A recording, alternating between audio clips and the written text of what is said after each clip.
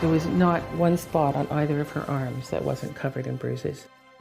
An 84-year-old woman injured in the ER. Tonight, questioning hospital security, a family demanding answers.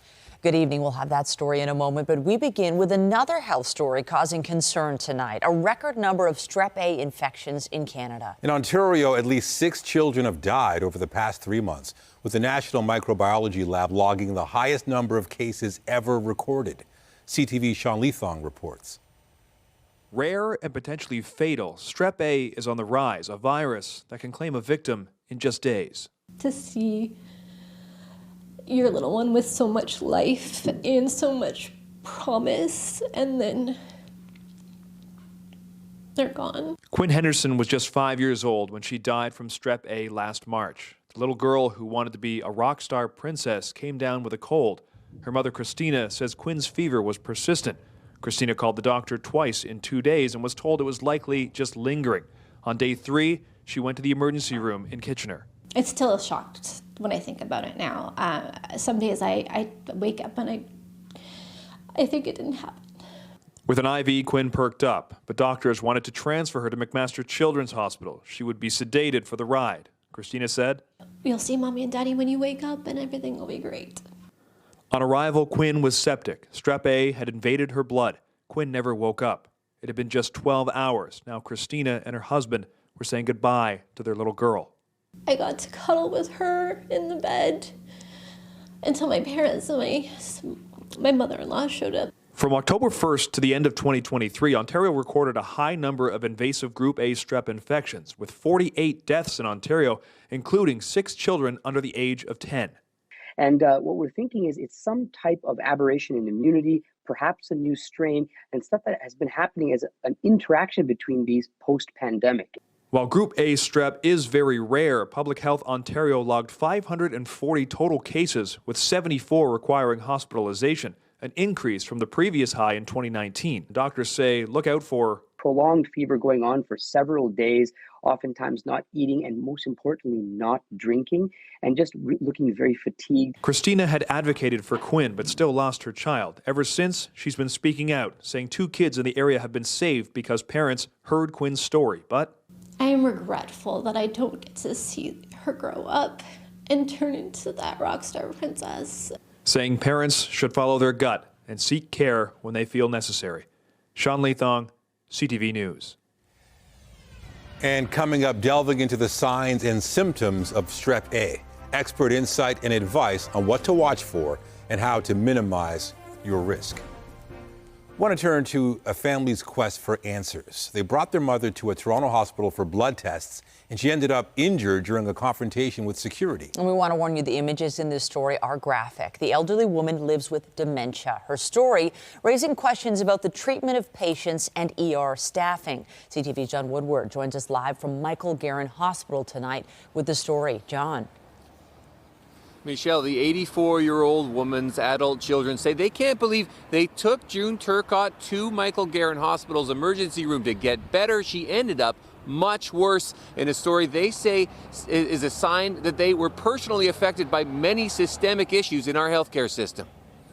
I was absolutely horrified. Horrified to see the face and arms of her 84-year-old mother, June Turcotte, covered in bruises after what was supposed to be a visit to investigate low blood sugar. And I went to my car and just cried. I was sobbing. I just couldn't believe that anyone would do that to a little old lady. Turcotte is deaf and has dementia. She arrived at Michael Garron Hospital ER around noon on September 19th and was still there by nightfall. Her daughter, Shelley Pett, told staff to call her for any reason when she went home. And she says when she returned the next morning, a nurse told her her mom was agitated and a security guard put her in a headlock. She was no threat to anybody. Turcotte's family says despite months of effort, they're no closer to figuring out what happened. They haven't been shown a video of the incident and want to know why her medical records say confusion and pain as reasons for x-rays rather than referencing the injuries she got in the ER. It feels like they're trying to sweep this under the carpet and they're trying to cover it up. The hospital told CTV News it's not able to comment on any particular patient due to privacy. It says it does train its staff in de-escalation techniques and says it's not uncommon for hospitals to work with law enforcement alongside patients, families, and their care team as a supplementary measure. Dementia can be a complicated disease to handle and needs compassion, something that's not always available in a busy ER, says the Alzheimer's Society. Hospitals, they're often not dementia-friendly places. And in Ontario, they're busier than they have ever been. New figures released show 1 in every 10 patients admitted to a hospital through an ER waits at least 2 days before they get admitted with a bed. The patient has nowhere to go. Emergency Dr. Raghu Vengopal says the longer people wait in the ER, the more they can have unpredictable outcomes. It's really tragic, John. Her experience is all too common. At a news conference, Health Minister Sylvia Jones defended the system. We have made a number of investments with our hospital partners to make sure that they have the resources that they need. Ask if we really are at the situation now where the ERs are so busy, they're calling security guards to respond to patients instead of nurses and doctors. Listen, we have emergency departments and clinicians working in emergency departments under very challenging circumstances. You know, you can feel that tension in the air. Everyone has been overworked, and Something needs to change because it's not working. Turcotte's family says they want systemic change so no one goes into hospital and ends up like this. The family tells us they have taken another step, which is filing a police report. When we asked the Toronto Police Service how that investigation is going, they told us it is very active. Reporting live from Michael Garron Hospital, I'm John Woodward. Michelle, back to you. Thank you, John. Also tonight, will it improve wait times or slow them down? Ontario expands the number of clinics that can perform surgeries, but critics say the plan will worsen the healthcare system and cost you more. We want to turn to a developing story from the sports world and the Toronto Raptors. Reports that fan favorite and all-star Pascal Siakam, a.k.a. Spicy P, has been traded. CTV Siobhan Morris joins us live from Scotiabank Arena with the story. Siobhan. Well, officially right now anyway, Nathan, the team says that there's no news to share at this point, but fans feel like this is a done deal and they're lining up to say a sorrowful goodbye. He's one of the last beacons of that glorious 2018-2019 season. It's just amazing to be here, be NBA champions. But Pascal Siakam's days as a Toronto Raptor are reportedly finished. This is an organization he grew up in. Now he's reportedly headed to the Pacers in exchange for Bruce Brown, Jordan Nwora, and 3 first-round draft picks. Fans aren't sure what to make of this deal. We built him up from G League all the way to stardom, top 20 probably. And now he wanted to stay here and we trade him away, right? So I think he was treated unfairly. He was a big role player in our lineup, and it's just, I don't know how the season's going to end without him. Kind of worried about what's going to happen to the team, but you know what? Colors are never going to go away. Got to stick it out for the team. While Siakam had wanted to stay in Toronto, this trade isn't entirely a surprise. When the two sides could not meet on a contract extension, I think the writing was on the wall that a deal was going to have to be made. Consider this a move for the team's future. Bill, this is more of a shuffling of the roster around Scotty Barnes, and it's a matter of maximizing the players around him so that his strengths can move forward. In the hopes the Raptors can capture magic and a championship again. We'll have to wait and see what kind of effect all this speculation could have in tonight's matchup against the Heat. Now, if Pascal Siakam is indeed going to the Pacers, his first time back here visiting his former team would be on Valentine's Day. Reporting live from Scotiabank Arena, I'm Siobhan Morris. Michelle, back to you. Thank you, Siobhan. A live look outside on another frigid night in our fair city. Last night was the coldest night of the year so far, and tonight isn't much better. The wind is packing a polar punch. Jessica Smith is here with a look at the current conditions. It was nice to see Siobhan all bundled up there because this is not a time to be outside unprepared. You need layers. Frostbite can happen very, very quickly, and in a temperature like this, when we're looking at wind chill values in that -20, it can be dangerous. We're still dealing with some lake effect snow, not for us here in the core, but along those eastern shorelines of Lake Huron, Georgian Bay, and out towards Niagara, so kind of that east end of Lake Erie. We stay clear for now, but that changes into the day tomorrow. We're still feeling those wind chill values into the -20s as we head through our evening, and it's only going to really get colder. As we head into our evening, we're going to see a low tonight right around -8. It will feel like -18. We're not in extreme cold warning criteria, but that doesn't mean it isn't absolutely freezing. Coming up, a full look at your long-range forecast and a warm-up on the way. Nathan. All right. Thank you, Jessica. Thanks. As people try and find shelter from the cold, it seems many are turning to the transit system to stay warm. The TTC estimates it's seeing between 30 and 60 people per day taking refuge in subway stations as the temperature drops, compared to 8 to 10 the rest of the year. Anyone flying out of Pearson should check the status of their flight. Crews have been busy de-icing planes, but airport officials say extreme cold in the prairies and winter storm warnings in the Maritimes may impact flights. A handful of flights to Europe have been canceled, particularly to Germany, because of a weather system there. We're learning new details tonight about a homicide that occurred just days into the new year. A man stabbed and killed in Parkdale. The suspect in the case, just 16 years old. CTV's John Musselman spoke to the victim's family today, and he joins us live with that. John. Well, Michelle, no doubt they are devastated and shocked by what happened here. They say their loved one would light up a room when he came in. He was fiercely loyal, but he died on the sidewalk behind me just 10 days ago. Police say the victim was stabbed after some kind of altercation. It happened on the sidewalk here in Parkdale just before midnight on Saturday, January the 6th. The victim, now identified as 35-year-old Scott Robert Partington. We spoke with his sister Katie today. You know, the moment I heard, I understood the expression being floored. You know, I can't even describe the pain that we felt and the shock. It was unimaginable. The family has few details about what happened to Scott. We do know a 16-year-old boy has been charged in connection with this case. He cannot be identified under provisions of the Youth Criminal Justice Act. The charges include manslaughter, possession of a prohibited weapon, and failing to comply with a release order. Investigators say the victim did not know the accused. Local residents and area business owners previously told CTV News there was no sounds of a fight in the minutes before emergency crews arrived on the scene.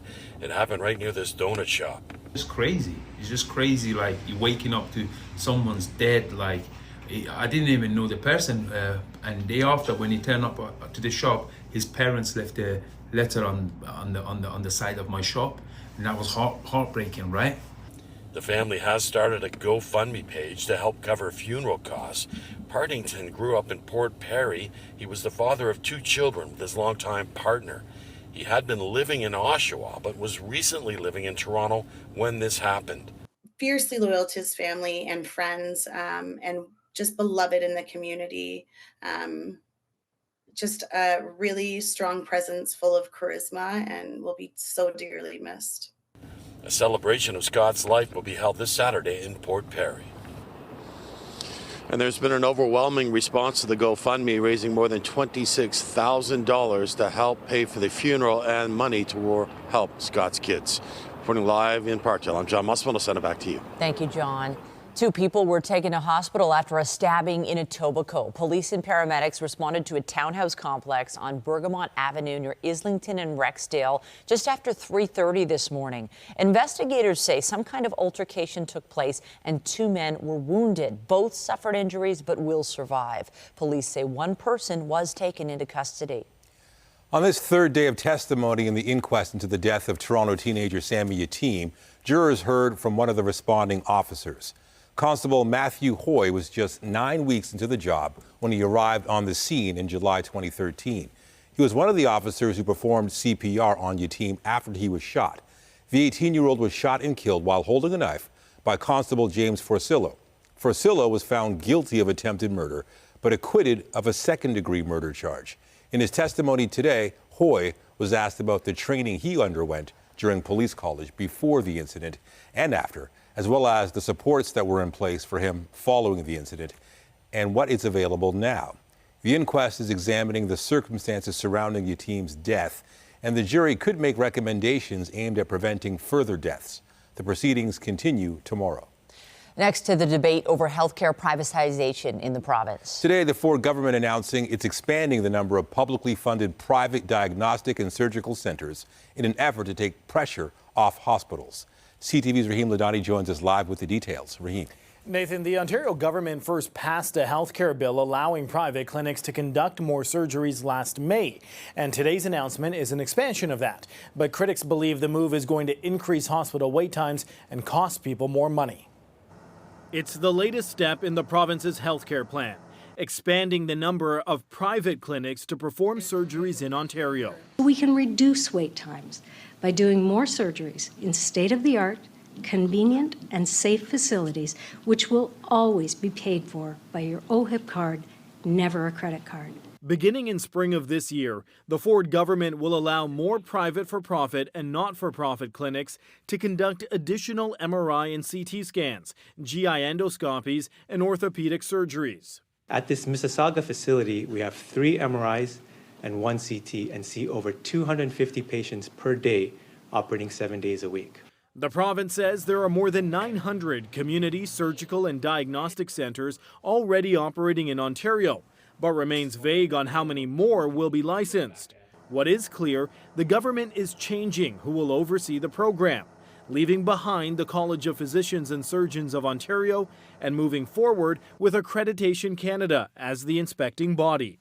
Our standards and programs are used in over 12,000 locations. That's in every hospital and health system across Canada and across 40 countries.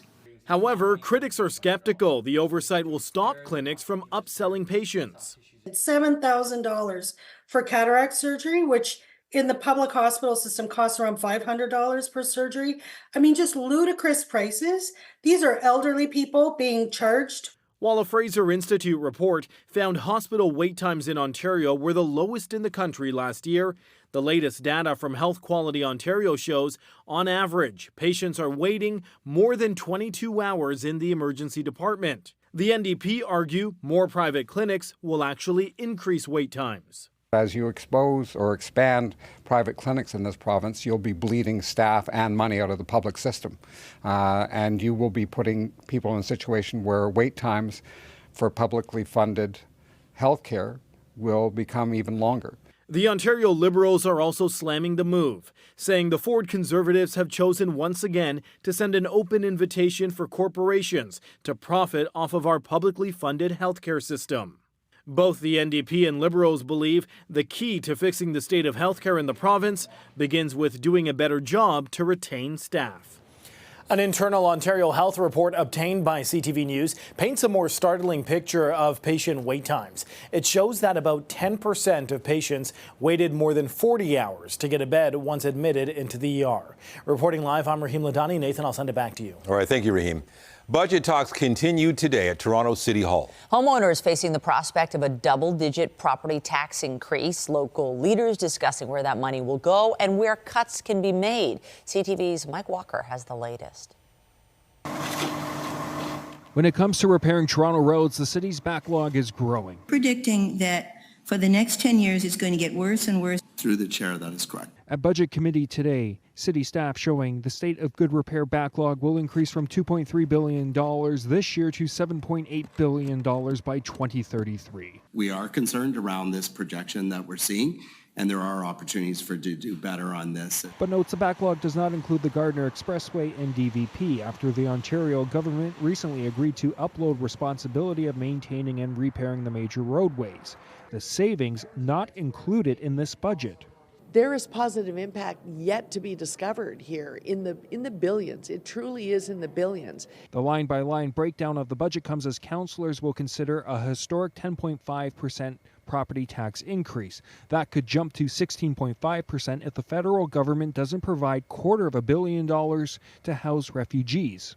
You're here at the mayor's first budget town hall. In the first of 3 telephone town halls last night, thousands of Torontonians listened to a pitch to clean up the city's finances and weighed in on the proposed property tax increase. How do people expect to get decent services when their taxes don't cover them? City staff say they've already reviewed spending and have found up to $620 million in savings. That includes ending windrow clearing, which is not a citywide service, a savings of $16 million, but the decision is prompting some concerns. I'm just wondering why accessibility for seniors is not considered an equity impact.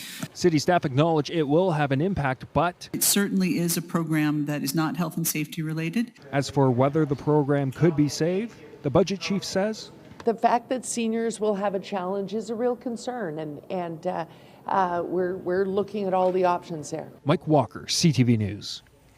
And the city's hosting another telephone town hall tonight to answer questions and concerns about the proposed 2024 budget, including the proposed property tax hike.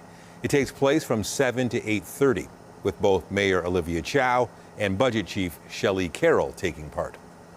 The Toronto Zoo says some personal information was taken during a recent ransomware attack. Officials believe current, former, and retired employees dating back to 1989 were affected. The stolen data includes past earnings info, social insurance numbers, birth dates, telephone numbers, and home addresses, but apparently not banking information. The zoo is also working to determine how members, guests, donors, and volunteers might have been affected. The zoo does not store credit card information. The cyber incident was first detected on January 5th.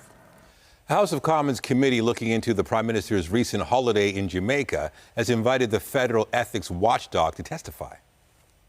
It's an incredible situation when the Prime Minister doesn't understand that accepting, an $85,000 gift is going to raise big questions, and also the question of whether or not it's acceptable. And I think that every other MP knows that they can't take $85,000 gifts. Trudeau's office said his family was staying at a location owned by friends at no cost. Earlier, it said the family would cover the cost of their stay. The office also said the PM consulted with the ethics commissioner, and the family would reimburse public coffers for the expense of traveling on a government plane. The interim ethics commissioner has agreed to appear before the committee.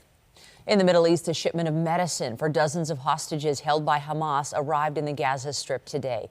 Qatar dispatched 2 planes carrying the medicine and other aid to Egypt today. It was part of a deal mediated by the Arab country and France. More than 100 captives remain in Gaza, about a third suffering from chronic diseases that require medical care. Hamas says for every box given to a hostage, 1,000 boxes will be delivered to Palestinians in the territory. Meanwhile, communications were down across Gaza for a 6th day. Israel continued its assault on Khan Yunis in southern Gaza today. Jordan says its field hospital in the city was badly damaged by nearby shelling. Palestinian health officials said 7 people were killed by airstrikes that damaged homes near the hospital. The Israeli military had no immediate comment. It's one of only a third of hospitals still partially functioning. There was also fighting in the north and central parts of Gaza. 2 members of the royal family will have to delay planned public engagements because of medical issues. The king is going to receive treatment next week for an enlarged prostate, and the Princess of Wales is recovering after abdominal surgery. CTV's Vanessa Lee reports. Kensington Palace says the abdominal surgery for the Princess of Wales was planned and successful, and it's expected she will remain in hospital for 10 to 14 days before returning home. What we do know is that it was nothing to do with cancer. They wanted to make that clear, that she doesn't have cancer, she didn't have cancer. In a statement, the palace says, based on the current medical advice, she is unlikely to return to public duties until after Easter. The Princess of Wales wishes to apologize to all those concerned for the fact that she has to postpone her upcoming engagements. Kate has not been seen in public since she attended the royal family's Christmas Day church service. William, the Prince of Wales, will be taking time off from royal duties as well. They have 3 young children at home and he needs to be there for them. So to have these 2 hugely popular members of the royal family not in action will be a huge blow for the royal family. King Charles will also be undergoing treatment in hospital. Buckingham Palace says, in common with thousands of men each year, the king has sought treatment for an enlarged prostate. His Majesty's condition is benign, and he will attend hospital next week for a corrective procedure.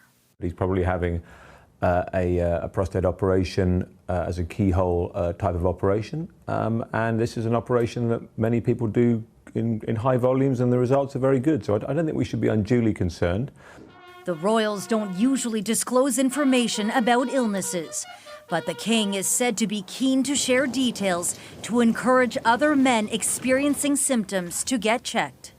Royal watchers say King Charles and Queen Camilla are expected to visit Canada in May, and the king's operation shouldn't affect those plans. Vanessa Lee, CTV News, Montreal.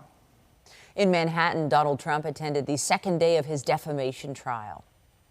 This is a person I have no idea, until this happened, obviously, I have no idea who she was, and nor could I care less.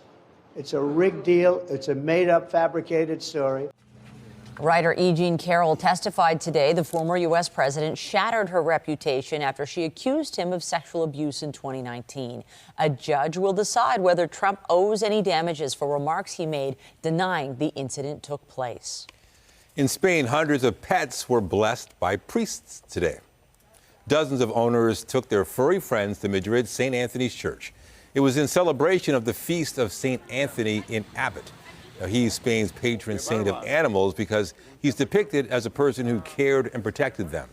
The Catholic tradition is meant to bring the animals health and protection for the coming year. The blessings were followed by Mass, where the pets were also welcomed. Coming up, a big boost for the film and TV industry in Toronto. Amazon MGM Studios locks in new state-of-the-art facilities for years to come as it opens a new production hub north of the border. And I'm Pat Foran. Coming up on Consumer Alert, the top scams of 2023 have been released, showing Canadians lost more than $500 million last year to fraud. As more people try to find extra work and side hustles, the job scam is now in the top 4. All of that story just ahead. We have settled into this below seasonal trend as we make our way throughout the week. The good news, there's a warm up on the way, but we really don't see that until Sunday. Temperature wise, we didn't set any records, but it doesn't mean that it wasn't cold. Coming up, a full look at your long range forecast. And stay with us. We've got another full night of great shows for you right here on CTV. New figures show Canadians lost more than $500 million to scams last year, with investment fraud taking the top spot. But with inflation, rising interest rates, and price increases, more Canadians are also being scammed trying to find a job. Here's Pat Foran and Consumer Alert. Pat. Nathan and Michelle, some people are trying to find part-time work or a side hustle, and they're getting caught in various employment scams. Most of them involve you getting a job that doesn't exist, accepting fake checks, and then finding out you're on the hook for the missing money. I feel very sad, seriously. Amandeep Gill of Scarborough was contacted by someone who said they were moving from Vancouver and needed a caregiver for their child. The family said they would send her checks, which she should deposit and pay their expenses before they arrived.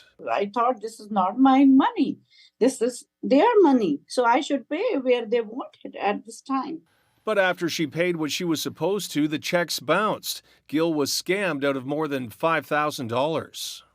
I want that money should be back in my account because it's my hard-earned money. Luis Vargas of Toronto thought he had a job as a virtual assistant and was also asked to deposit checks. So they say, I want you to run some errands. I need to deposit this money to you. And then you take it out and stop buying some stuff. When the checks bounced, Vargas was also scammed out of $2,800. Usually nobody gives you money like that. But I was on the contract. So I thought it was part of a job. If you receive funds, you should never be requested to send them elsewhere. The Canadian Anti-Fraud Centre says in 2022, job scams were in 10th place with $7.2 million in losses. Last year, they moved to 4th place with $27.6 million in losses. Criminals are counting on banks to take their time before noticing a check is fake. Depending on the financial institution, it could take up to 2 weeks for that check to come back as fraudulent or NSF. Never accept checks and send money in advance or take a job offer based only on texts or emails. Vargas says he plans to be much more careful searching for work in the future. I'm still looking for jobs. Probably I will take something in person, not remotely.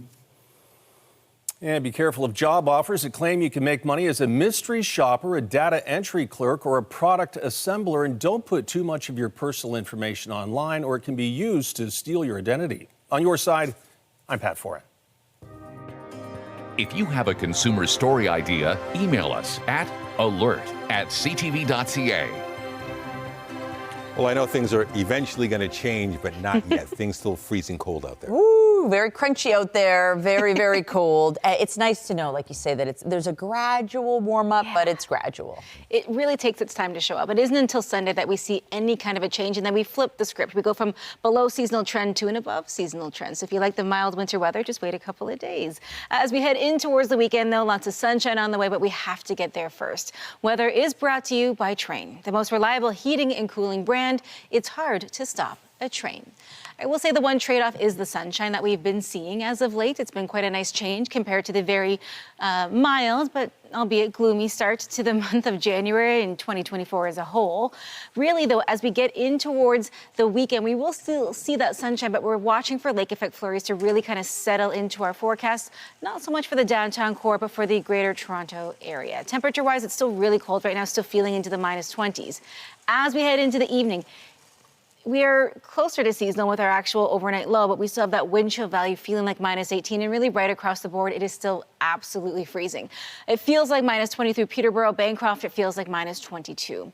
Getting into the day tomorrow, not bad, actually pretty close to seasonal, -4, but it'll feel like -8. We do have sunshine at different points throughout the day, but we're watching for some midday lake effect snow. Not a significant amount, but it doesn't matter, it still impacts the drive. We're still looking at a number of snow squall watches, warnings, and special weather statements, again, for those areas along the eastern shoreline of Lake Huron, Georgian Bay. So Goderich, Owen Sound, Perry Sound, down towards Niagara, they're still dealing with those lake effect flurries. You can see that through our satellite and radar map. They are really getting the brunt of the lake effect snow. For us here in the GTA, very light in nature.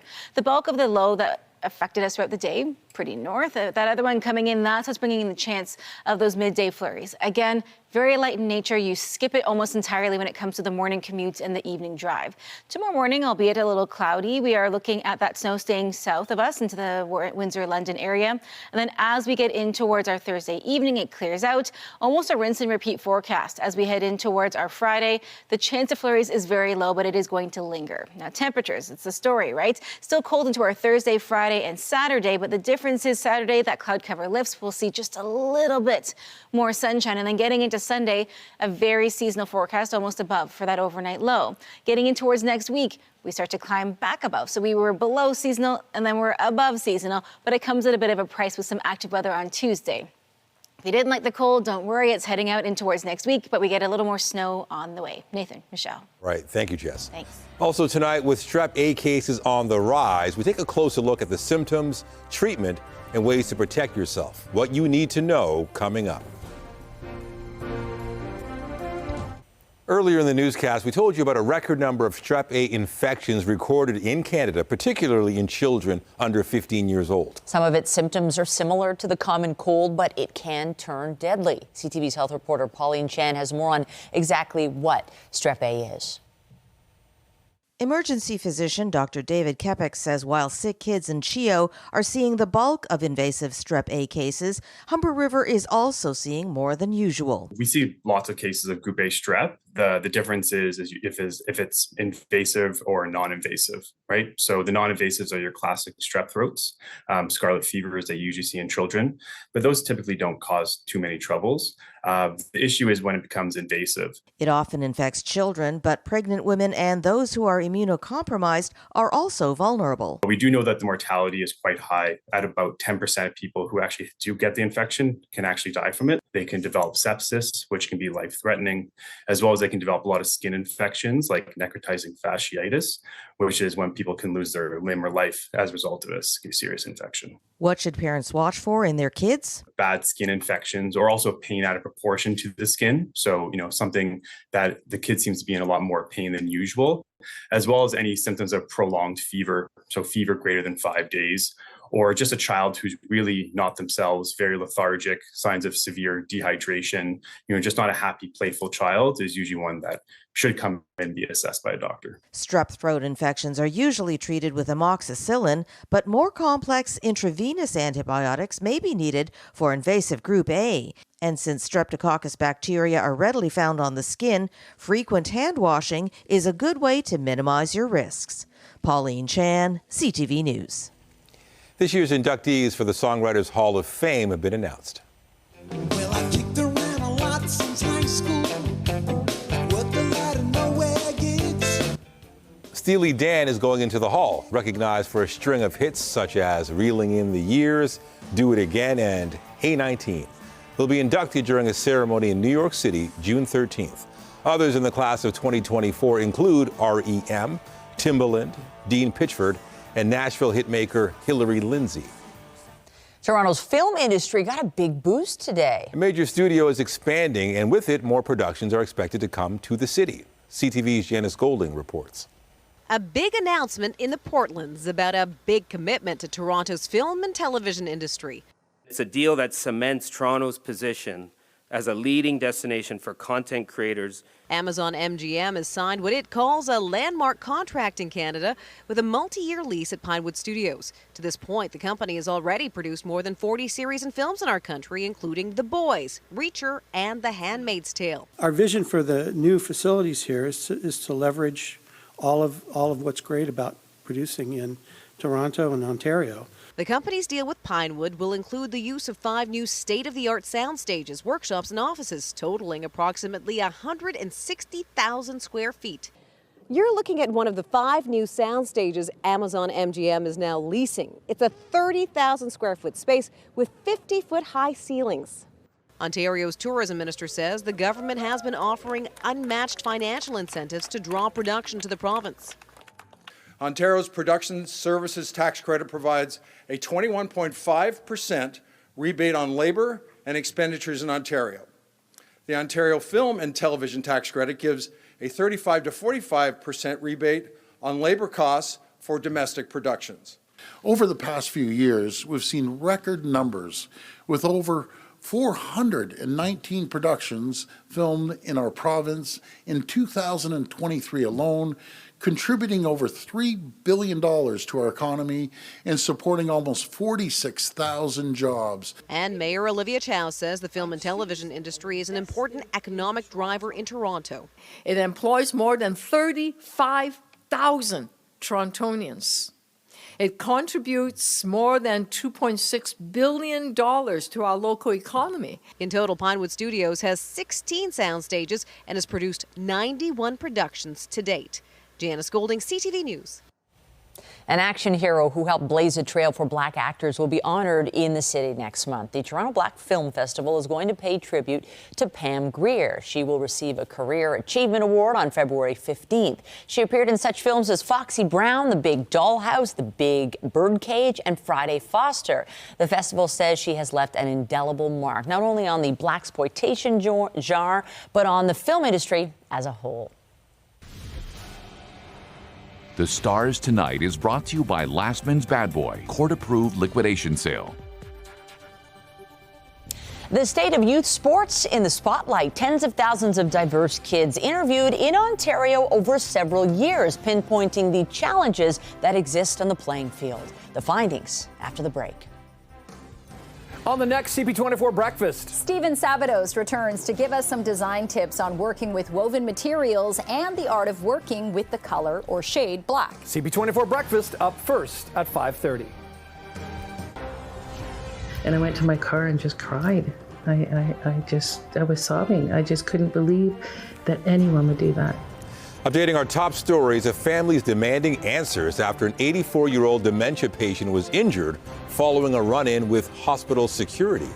Michael Garron Hospital says it's unable to comment on the specific patient due to reasons of privacy.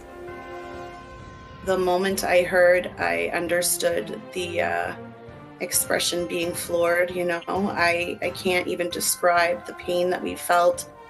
A family is sharing their grief after learning a 16-year-old boy has been charged in connection with the fatal stabbing of Scott Partington on January 6th. The teen, who cannot be identified, is facing several charges, including manslaughter. The pressure was on for Masai Ujiri and Bobby Webster to do something. And when the two sides could not meet on a contract extension, I think the writing was on the wall.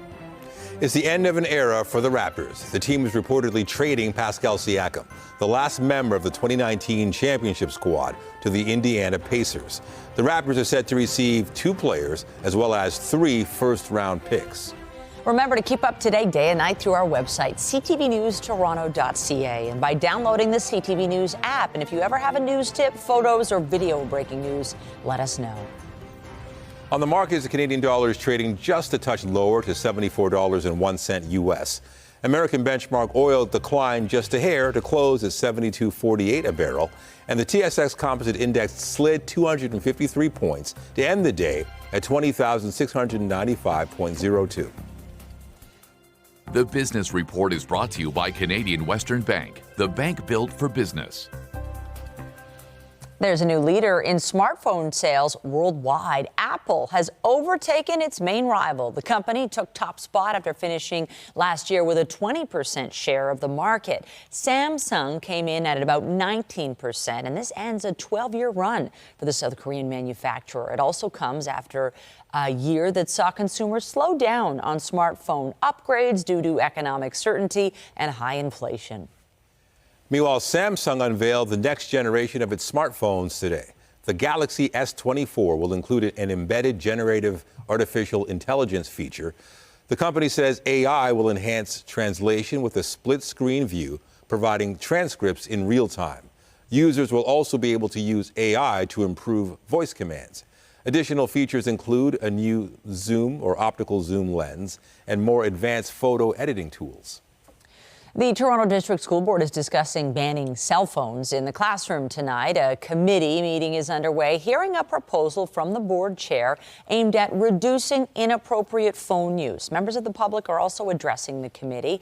The provincial government supports the idea of a phone ban. In 2019, the education minister instructed boards to change codes of conduct to restrict phone use to educational, health, and special education needs.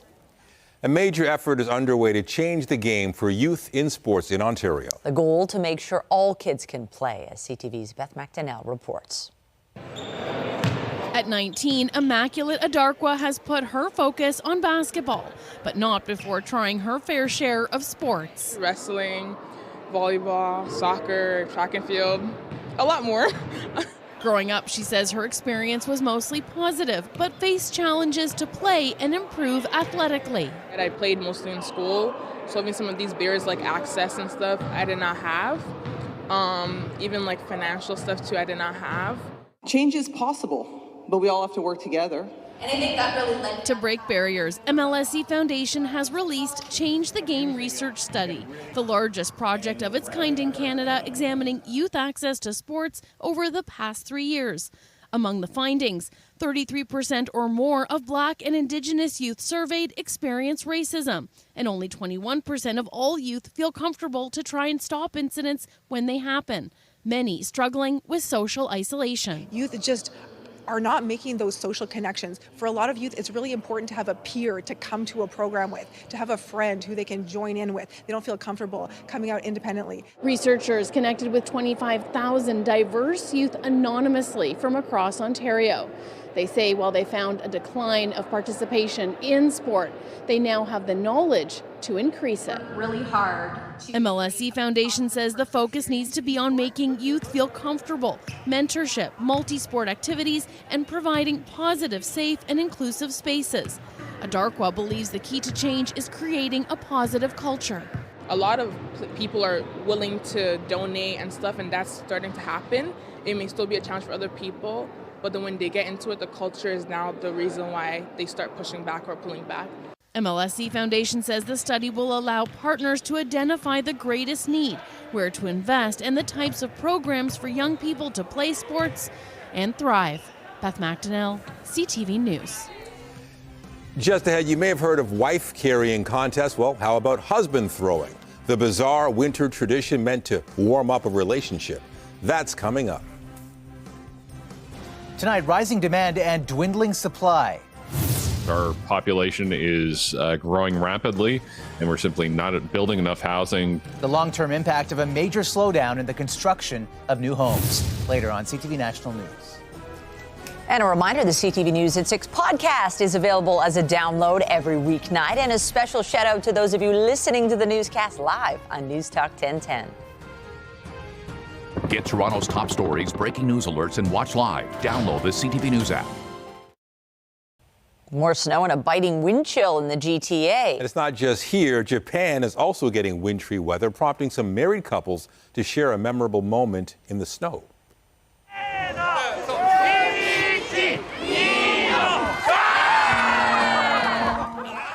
After being carried to a hilltop, husbands were thrown down a slope to their waiting wives. And believe it or not, this is actually intended to strengthen the bond between married couples. The local ritual takes place at an annual winter festival in the central part of the country. Afterwards, participants' faces are smeared with charcoal ink in hopes of good health. I wonder if that would work here. Looks like fun. You don't want to throw any husbands or anybody in the snow right now because it's rock solid.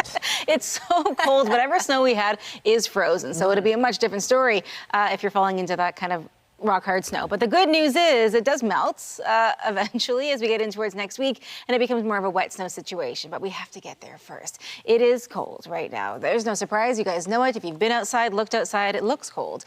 We are at -11, feels like -20, and really the same right around the Golden Horseshoe. And we don't see a change until we get into the weekend. So for the kids tomorrow, you will need the layers and then some. Watching for some midday flurry activity, but it's done as you pick them up likely. So as we head in towards the end of the week, we stay below seasonal right through to about Saturday, and then that switch gets flipped. Then the sunshine comes out, and then it's gone again. But we have moderate temperatures, and we climb above seasonal, and then some as we head in towards the middle of next week. Good to know. Thank you, Jess. That's it for us, but be sure to join Omar Sachedina tonight at 11 for CTV National News, followed by Natalie Johnson with the next local newscast at 11:30. In the meantime, our coverage continues anytime on CP24 and online at ctvnewstoronto.ca. For the wonderful Jessica Smith and all of us here at CTV News, thank you for watching and have a great night.